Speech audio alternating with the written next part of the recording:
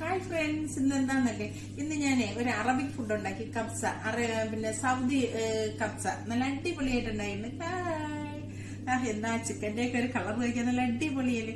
അപ്പൊ ഞാൻ ഇതൊരു പാത്രത്തിലോട്ട് മാറ്റിയിട്ട് ഇത് എടുക്കണം. ഓക്കെ, ചിക്കൻ എല്ലാം ഞാൻ എടുത്ത് വെച്ചിട്ട് ഇവിടെ ആളുകൾ വെയിറ്റിംഗ് ആണ് ഇത് കൊടുക്കാൻ വേണ്ടിയിട്ട്.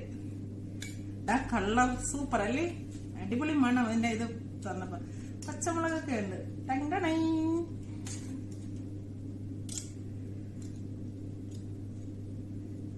മുളകൊക്കെ നന്നായിട്ട് ബോയിലായിട്ടുണ്ട്. വേണ്ട, നല്ല അടിപൊളിയായിട്ട് വെന്ത് എന്താ നല്ല സൂപ്പർ ചോറ്. അടിപൊളിയായിട്ട് നല്ലോണം വെന്ത് നല്ല അറേബ്യൻ കബ്സ. എന്താ ഒരു മണം, സൂപ്പറാണ് കേട്ടാ. എന്നിട്ട് ഈ ചിക്കൻ ഇങ്ങോട്ട് ഇതിന്റെ പുറത്തോട്ട് വെച്ച്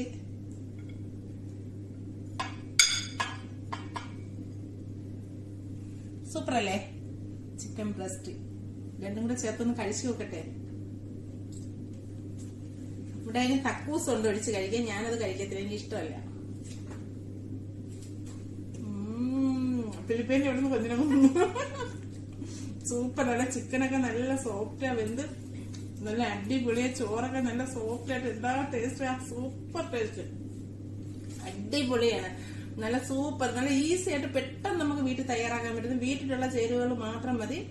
കബ്സ മസാലയും കൂടി ഇട്ട് നല്ല സൂപ്പർ ചെയ്തെടുക്കുന്ന കുട്ടികൾക്ക് നല്ല ഇഷ്ടമാണ്. നല്ല സൂപ്പർ റൈസ്.